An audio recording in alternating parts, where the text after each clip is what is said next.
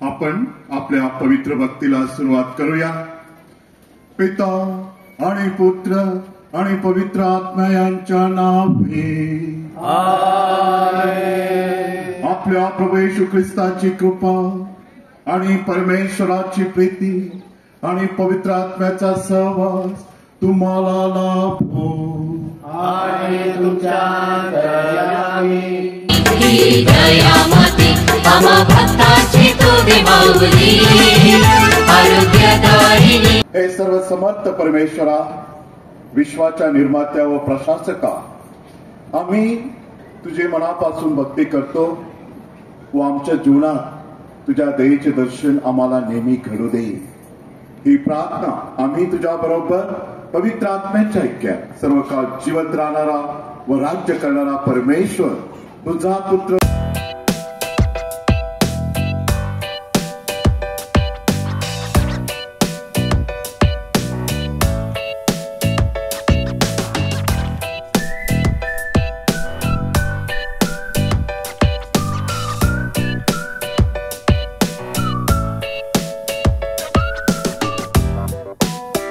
बंधू भगिनींनो आणि प्रिय भाविकांनो,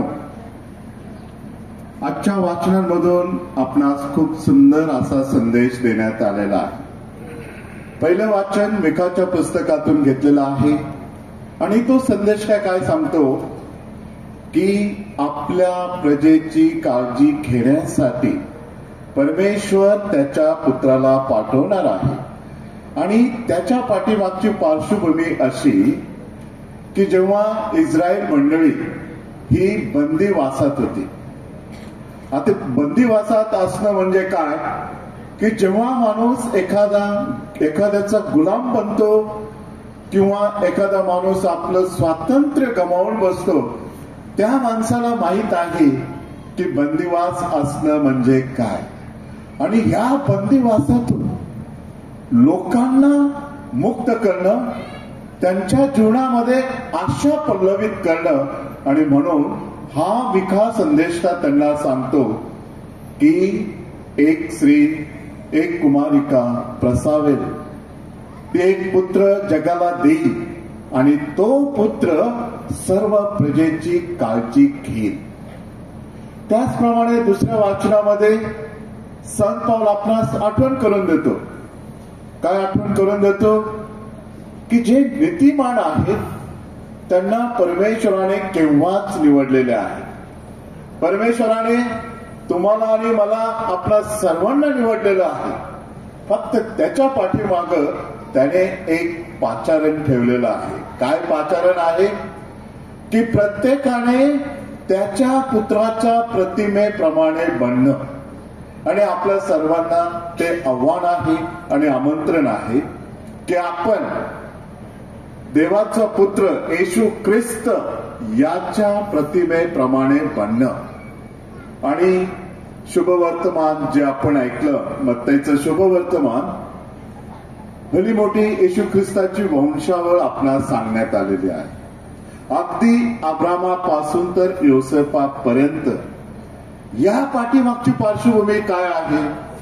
भले ते नाव आपल्या आठवणीत राहू अगर न राहू, पण एक गोष्ट मात्र आपल्या आठवणीत राहायला पाहिजे, ती म्हणजे की जेव्हा आपल्याला येशू ख्रिस्ताची वंशावळ सांगण्यात आलेली आहे, अब्रामापासून तर योसेफापर्यंत, त्याच्या पाठीमागे कारण आहे की देवाची दया अगदी अब्रामापासून योसेफापर्यंत येशू ख्रिस्ताद्वारे मरियेद्वारे तुमच्या आणि माझ्यापर्यंत परमेश्वराची दया अगाध आहे आणि वाहत आहे. तुम्ही आणि मी जर आज या ठिकाणी बसलेलो आहोत, आपण जर जीवन जगत आहोत, हे केवळ परमेश्वराच्या दयेचं चमत्कार आहे. त्याची दया नसते ना, तुम्ही आणि मी या ठिकाणी असलो नसतो. पण त्याची आपल्यावरती दया आहे. आणि म्हणून जुना करार आणि नवीन करार यांना जोडणारा जो दुवा आहे, तो दुवा म्हणजे परमेश्वराची दया. आणि हे मी सांगत नाही, तर तुम्ही लूकच्या शुभवर्तमानामध्ये पहिल्या अध्यायामध्ये मरियेचं स्तोत्रगीत वाचा. मरियेचं स्तोत्रगीत वाचा.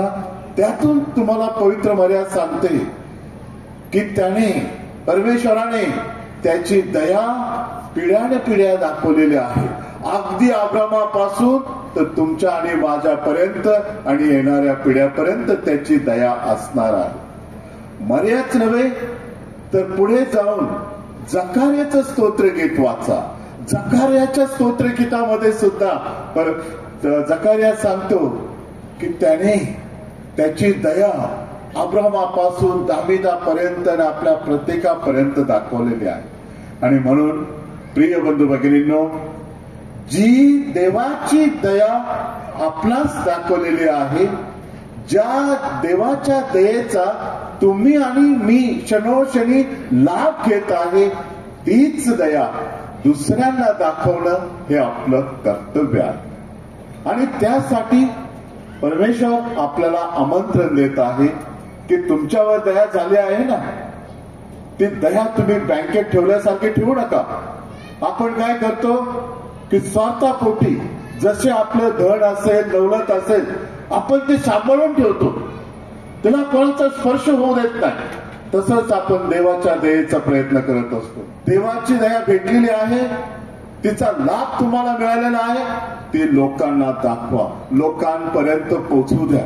लोकच नव्हे तर जे प्राणी मात्र आहे, पशु आहे आणि निसर्ग आहे, झाडं झुडपं, या सर्वांपर्यंत देवाची दया पोहोचली पाहिजे.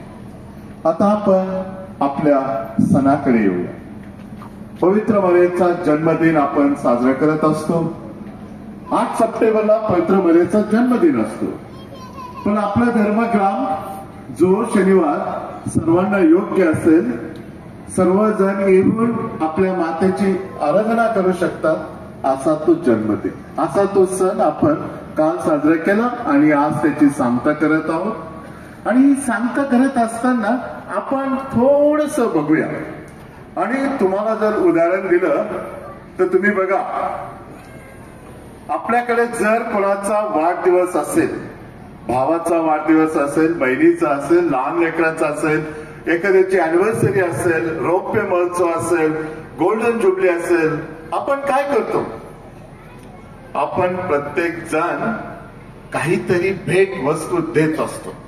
आपल्या प्रत्येकाला जी आवडीची व्यक्ती आहे त्या व्यक्तीला आपण वाढदिवसानिमित्त भेट देत असतो. आणि भेट कशी देत असतो? जसं आपली वस्तू, भेटवस्तू, तिचं मूल्य आणि त्या पद्धतीने आपण देत असतो. आपले जसे संबंध असेल लोकांबरोबर, जवळचा असेल तर अतिशय मौल्यवान वस्तू देतो, दूरचा असेल थोडस कमी. आणि आपल्याकडे आहे लग्न समारंभात आपण तेच करत असतो. आणि आपण दुकानात काही वस्तू घ्यायला गेलात की लोक सहज विचारतात, काय भेटवस्तू लग्नासाठी द्यायची का? मग लग्नासाठी वेगळ्या प्रकारचं दाखवलेलं असतं, घरगुती वेगळं असतं, टिकावं असतं. म्हणून जर आपण पवित्र मरियेला तिच्या वाढदिवसासाठी भेटवस्तू देणार असाल तर काय भेटवस्तू देणार आहे? तिची भेट, देवाची दया तुम्ही आणि मी पैशात मोजू शकत नाही, सोनं चांदीत मोजू शकत नाही, हिऱ्यात मोजू शकत नाही. आपण कितीही सोनेरी मुकुट द्या, चांदेरी मुकुट द्या, हिऱ्याचा मुकुट द्या, देवाची दया त्याच्यात मोजू शकत नाही. आणि आपण पवित्र महिन्याला ती भेटवस्तू देऊ शकत नाही. त्या पलीकडची भेटवस्तू आपल्याला पवित्र महिन्याला द्यायची आहे. कोणती द्यायची आहे? कारण भेटवस्तू जी आपण देतो, एखादं पुस्तक असेल, एखादी मेणबत्ती असेल, काही असू द्या, आपण पैसे मोजून देतो. त्यामुळे जीवनाला काही त्रास होत नाही. पण आज पवित्र वेळेला आपण अशी जन्म भेट द्यायला पाहिजे की जिचा परिणाम माझ्यावर होईल. म्हणजे कसं की मी पवित्र वेळेला सांगायला पाहिजे, माते मी तुझ्या चरणाशी आलेलो आहे.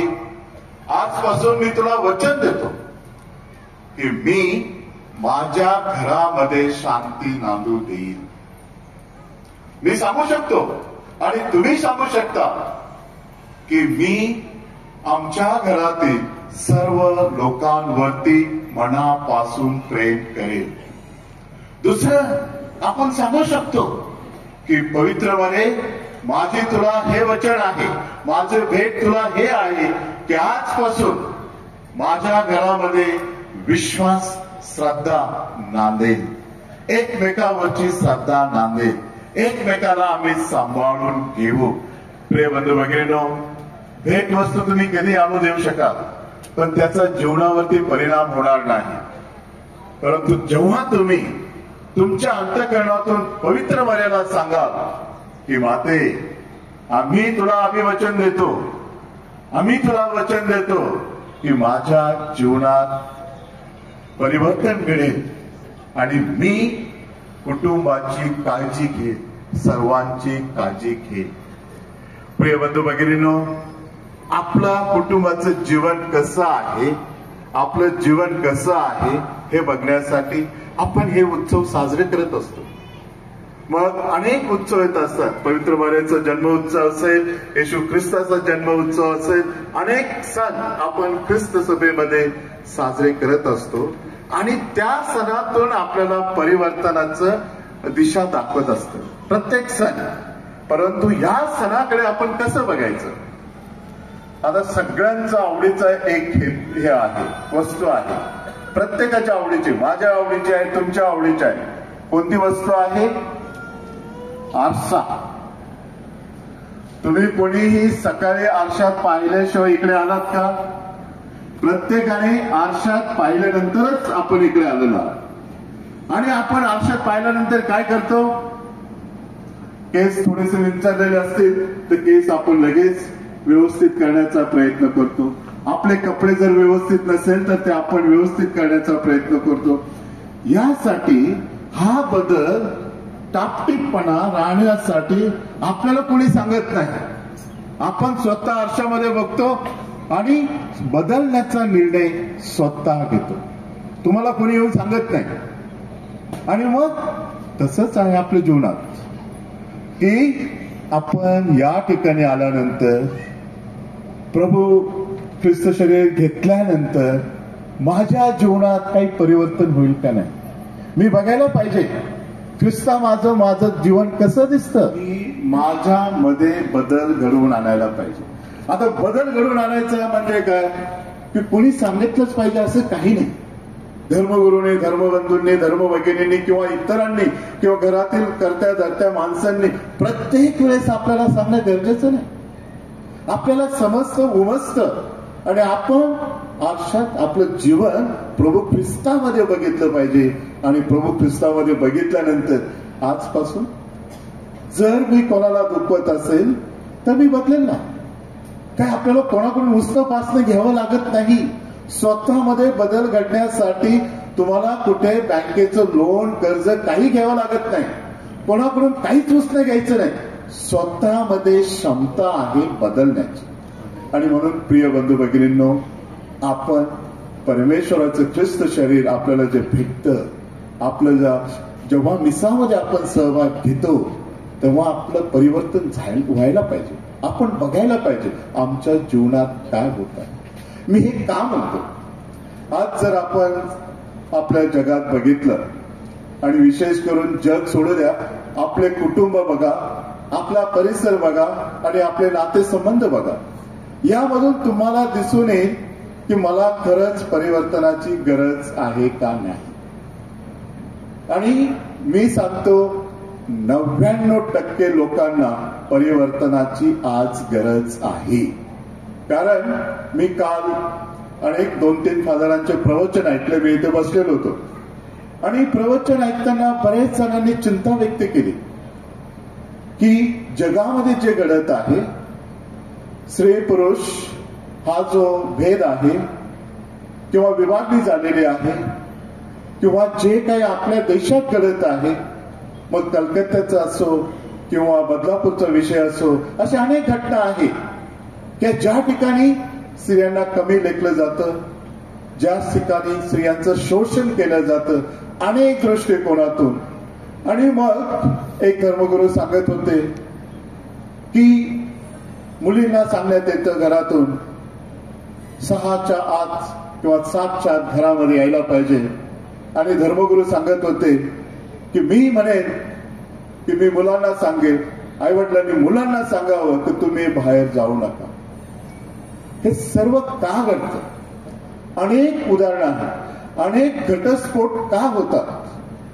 ज्या मातेच्या पदराखाली आपण नांदतो, ज्या देवाच्या श्रद्धेमध्ये आपण नांदतो आणि आपली सर्व तयारी करून घेतली जाते लग्न शिबिराची, सर्व दृष्टिकोनातून लग्न हा आपला संस्कार आहे, हे सगळं माहीत असताना आपल्यामध्ये घटस्फोटाचं प्रमाण का वाढत आहे? या पाठीमागे अनेक कारणे असतील, पण प्रिय बंधू भगिनींनो, संभाव्य कारणे मी आज तुमच्या समोर मांडत आहे. तुम्हाला पटो अगर ना पटो, पण ही कारणावरती जर आपण आताच उपचार केला नाही तर पुढे जे काही आपल्यामध्ये आहे ते सुद्धा आपण गमावून बसू. आणि सगळ्यात महत्वाचा धोका आपल्याला लाभलेला आहे, होत आहे, तो म्हणजे की आउटसोर्सिंग. आउटसोर्सिंग म्हणजे काय? की नेहमी दुसऱ्याचा उपयोग करून घेणं, आउटसोर्सिंग, किंवा दुसऱ्याला सांगणं. ठीक आहे, आउटसोर्सिंग करावं, मी म्हणत नाही करू नये. कुठे करावं? आर्थिक दृष्टिकोनातून, जागतिकीकरणासाठी, किंवा ज्या आर्थिक व्यासपीठ बाजारीकरणाच्या ज्या पेठा आहेत त्या उपलब्ध करून देण्यासाठी, बाजारपेठा उपलब्ध करून देण्यासाठी ठीक आहे. परंतु दुर्दैव आज या गोष्टीचं आहे की आउटसोर्सिंग हे कुटुंबापर्यंत येऊन पोहोचलेलं आहे. आणि त्यामुळं कुटुंब व्यवस्था कोडमळेल, कधी कोडमळेल आपल्याला माहिती नाही, कधी कोसळून पडेल आपल्याला सांगता येणार नाही. कोणतं कारण आहे? Surrogate mother. आता बऱ्याच जणांना माहिती नसेल किंवा आपल्या खेड्यातील स्त्रियांना माहिती नसेल. सरोगेट मदर म्हणजे काय? की दुसऱ्या एका स्त्रीचं गर्भाशय उसने ठेवणं लेकराच्या वाढीसाठी. म्हणजे किती दुर्दैव आहे. स्वतःला त्रास नको, त्रास दुसऱ्यांना. आज ही प्रथा शहरात रुजावत चाललेली आहे. दुसरं पाळणाघर, लेकरांना जन्म द्यायचा आणि लेकरांची काळजी घेण्यासाठी इतर मुलांना, लेकरांना, स्त्रियांना, मुलींना कामाला ठेवायचं. आणि काही आई वडील अभिमानाने सांगतात, भूषणाने सांगतात. काय सांगतात? माझ्या मुलीचं लग्न झालं, बाळंतपण झालं आणि तिने लेकराची काळजी घेण्यासाठी एका मुलीला ठेवलं, ती काळजी घेतली. एक सर्वंट आहे, एक नोकर आहे. किती दुर्दैव. आपलं लेकरू आपण काळजी घेऊ शकत नाही का? आणि मग या लेकरांना संस्कार भेटणार कुठून? जर आईच त्यांच्या बरोबर नाही, वडीलच त्यांच्या बरोबर नाही, आजी आजोबाच त्यांच्या बरोबर नाही, तर या लेकरांवरती संस्कार होणार कसे? आणि हे संस्कार न घडत असल्यामुळं आजची पिढी थोडीशी वेगळी होत चाललेली आहे. आणि म्हणून आपण म्हणतो की हे जे भेदभाव आहे, स्त्री वगैरे, स्त्रियांचं शोषण वगैरे, हे थांबवण्यासाठी तुम्ही 40-50 वर्षापूर्वीचा घटना घडत असते. कारण मी 40-50 वर्षापूर्वीचं सांगू शकतो, कारण माझ्या वयाच्या मानाने मी ते सांगू शकतो. त्याच्यापूर्वी अधिक चांगलं असू शकेल, परंतु 40 वर्षापूर्वी घटना अशा घडत नव्हत्या. तुरळक घटना घडत होत्या. कारण घरामध्ये आजी आजोबा होते, घरामध्ये संस्कार घडत होते. आज संस्कार घडणं कमी पडत आहे. आणि म्हणून ही जी कारणं आहेत, तिसरं कारण आहे वृद्धाश्रम. ते एक कारण आहे. आजी आजोबांना घरातच स्थान नाही आणि मग संस्कार देणार कोण, समजावून सांगणार कोण. अशी अनेक कारणं आहेत की जे आपण आउटसोर्सिंग, दुसऱ्यांच्या मदतीने करण्याचा प्रयत्न करतो. आता तर नवीनच फॅड आहे. खेड्यामध्ये ठीक आहे, आपल्याकडे अजून चांगलं आहे. शहरामध्ये जर गेलं ना, थांबा माझं थोडस, स्वयंपाकी बाई आली नाही, तिने चपात्या करण्यासाठी एक बाई ठेवलेली आहे, धुणं भांडे करण्यासाठी एक बाई ठेवलेली आहे. आणि स्वतःच जेवण बनवण्यासाठी आपल्याला वेळ नाही. मला तर त्याचं खूप खंत वाटतं. काय छोटं कुटुंब आहे, पूर्वीसारखे मोठेले कुटुंब नाहीये. कुटुंबामध्ये 3 ते 4 व्यक्ती, आणि तेही जेवण बनवण्यासाठी आपण एखादी बाई, एखादं कुणीतरी कामाला ठेवतो. दुर्दैव आहे आपलं. जे जेवण आपल्याला आवडतं, जे जेवण आपल्या पतीला आवडतं, जे जेवण आपल्या पत्नीला आवडतं, जे जेवण आपल्या लेकरांना आवडतं, ते हाताने करून देणं हे महत्वाचं आहे. दुसऱ्याच्या मदतीत आता शेतकऱ्यांकडे पण ती पद्धत आलेली आहे. शेतकऱ्यांच्या घरी अनेक लोक असतील कामासाठी, पण ते घरामध्ये बसून असतात आणि सांगतात की टोळी बघा, काम करायला बाहेरून आणा. स्वतःच्या घरातले लपून ठेवायचे, बसून ठेवायचे नाही. कुठेतरी आपण या ठिकाणी एक मागं पडत आहोत. म्हणून प्रिय बंधू भगिनींनो, आरशात बघा आणि आपल्याला हे करावं लागेल. आणि म्हणून पवित्र मर्याचा सण साजरा करत असताना आपल्याला आपल्या कुटुंबात हे बघावं लागणार, कारण तिने येशूची स्वतः काळजी घेतली. योसेफा बरोबर प्रत्येक ठिकाणी ती गेली, त्याच्या कामामध्ये पवित्र मर्याने मदत केली. पण आपल्याकडे आज दुर्दैव आहे आणि ही नवीन संस्कृती येत आहे. आणि ही नवीन संस्कृती, इन्व्हर्टेड कॉमामध्ये, ही नवीन संस्कृती आपल्यामधले संस्कार उद्ध्वस्त करणार आहे आणि करत आहे, जर आपण त्यावर वेळेस बंधन घातलं नाही. आणि शेवटी जाता जाता एकच सांगतो, पवित्र मर्याकडून एक चांगला सद्गुण घ्यावं. तो पूर्वी आपल्या जीवनात होता, आपल्या आत्मसात झालेलं होतं. कोणता सद्गुण आहे? संयम. आपण लोकांनी संयम सोडलेला आहे. आता तुम्ही म्हणाल कसं? आता आपल्याकडे काय झालेलं आहे, आपण ज्याला इंग्लिशमध्ये मॅगी इफेक्ट म्हणतो. किती मिनिटात मॅगी बनवतात? 2 मिनिटात, नाही का? आणि आपल्याला तसे जाहिरात पण दिलेली असते. आपल्याला वेळच नाहीये. पूर्वी बघा हो, 40-50 वर्षापूर्वी घरात नवीन कपडे घेण्यासाठी आपण प्रत्येक सणाची वाट पाहत असतो, वर्ष वाट पाहत असतो. पण आपल्याला काही वाटत नव्हतं. संयम आपल्यात रुजलेला होता. घरात सणावाराला चांगले पदार्थ झाले तर प्रार्थना केल्याशिवाय आपण जेवण करत नव्हतो.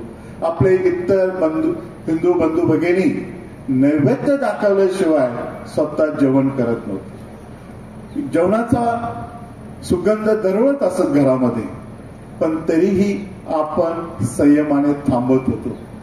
पूर्वी एवढंच नव्हे तर आई लेकरांना सांगायची, थांब, वडील येत आहेत. बाबा आल्यानंतर आपण सगळे एकत्र बसून जेवू. लेकर, आई सगळे संयमाने थांबत होते. पण आज सगळं काही 1 मिनिटात, 2 मिनिटात झालं पाहिजे. इंस्टाग्राम सारखं, मॅगी इफेक्ट, आणि संयम त्याच्यामध्ये लोप पावत चाललेला आहे. आणि म्हणून तुम्ही बघा, जर एखाद्याला आपण मोबाईलवरती कॉल केला आणि त्या व्यक्तीने तुमचा कॉल घेतला नाही, तुमचा संयम ढळतो. तुम्ही व्हॉट्सअपवरती मेसेज बघितला, टाकला आणि त्या व्यक्तीने मेसेज बघितला आणि तुम्हाला प्रत्युत्तर दिलं नाही, तर तुमचा संयम ढळतो. प्रिय बंधू भगिनींनो, संयम जीवनामध्ये खूप महत्वाचा आहे. परमेश्वराने तुमच्यासाठी, माझ्यासाठी खूप संयम बाळगून ठेवलेला आहे. आणि परमेश्वर म्हणतो, त्याची व्याख्याच आहे, तो खूप संयमी आहे, तो खूप दयाळू आहे, कनवाळू आहे, तो लगेच रागवत नाही. बघतो की नाते संबंध टिकून ठेवण्यासाठी, मैत्रीचे संबंध टिकून ठेवण्यासाठी. पण दुर्दैव आज या गोष्टीचं की मॅगी इफेक्ट, आपल्याला 2 मिनिटांमध्ये सगळं लगेच लोकांनी उत्तर द्यावं, होकार द्यावा, सगळ्या गोष्टी आम्हाला क्षणातच प्राप्त झाल्या पाहिजे. आणि दुर्दैवाने आज जर त्या प्राप्त नाही झाल्या तर आपले संबंध मोडतात, संबंध तुटतात. आणि म्हणून जाताना पवित्र मरेचा हा सद्गुण घ्या की जीवनामध्ये आम्ही संयम पाळू.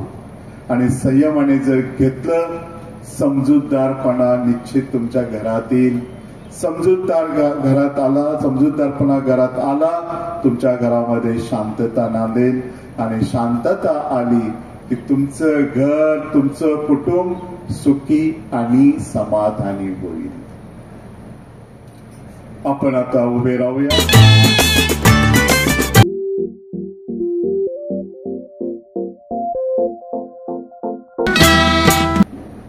प्रभू तू खरोखर पवित्र आहे, सर्व पवित्राचा तू मागे.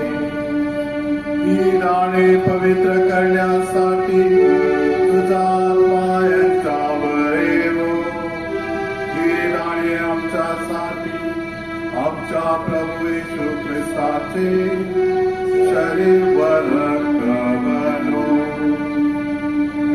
स्वेच्छेने स्वीकारलेल्या आपल्या दुःख सणापूर्वी त्याने भाकर घेतली, तुझे आभार मानले आणि मोठमोठ्यांना दे म्हटले.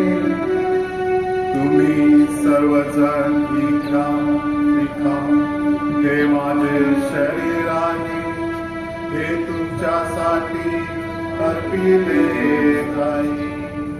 हे माझ्या स्वामी, हे माझ्या देवा.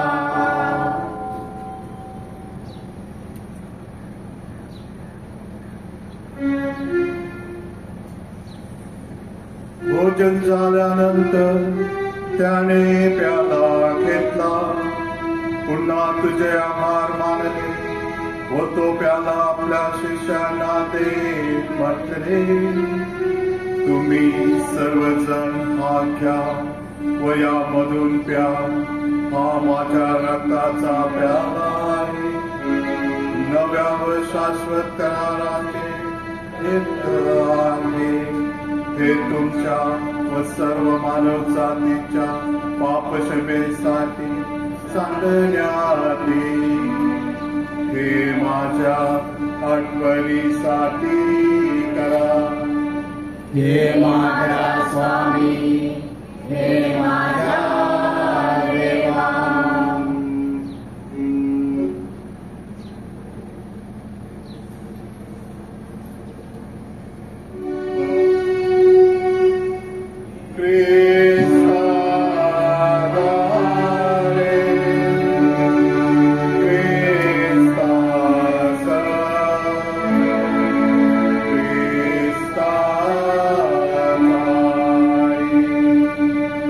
Amen.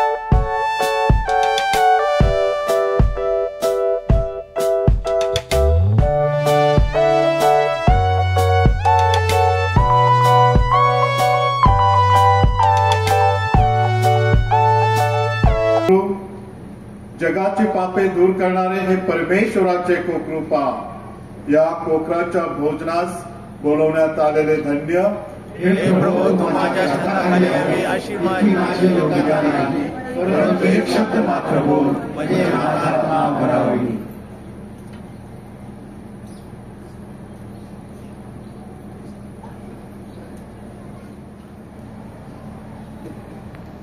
सर्व भाविकांना नम्रतेची विनंती आहे. आता ख्रिस्तशेवी वाटप होणार आहे. जे कॅथलिक आहेत, ज्यांचं लग्न हे कॅथलिक पंथानुसार झालेलं आहे, जे नियमितपणे प्राची संस्कार स्वीकारतात, कृपा करून अशांनीच हा संस्कार घेण्यासाठी पुढे यायचं आहे. आणि जे कोणी अख्रिस्ती असतील, कृपा करून आपल्या जागेवर बसून प्रार्थना करा. आणि आम्ही सर्वजण तुमच्या प्रत्येकाच्या हेतूसाठी प्रार्थना करीत आहोत. धर्मगुरू आपल्या जागेवर येतील. जे कोणी स्वयंसेवक असतील, कृपा करून धर्मगुरूंना मार्गदर्शन करा.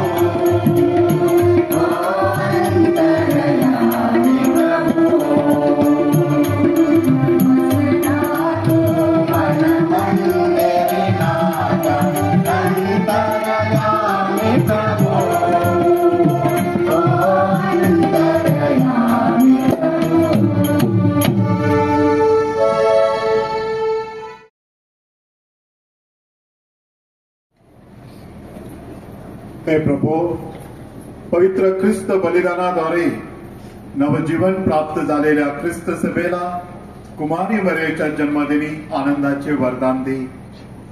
तिने जगाचा आशादीप तारणारा ख्रिस्त त्याला जन्म दिला. आम्हाला आशेची व मुक्तीचे वरदान दे. ही प्रार्थना आम्ही आमच्या प्रभू येशू ख्रिस्ताद्वारे करीतो. आमेन.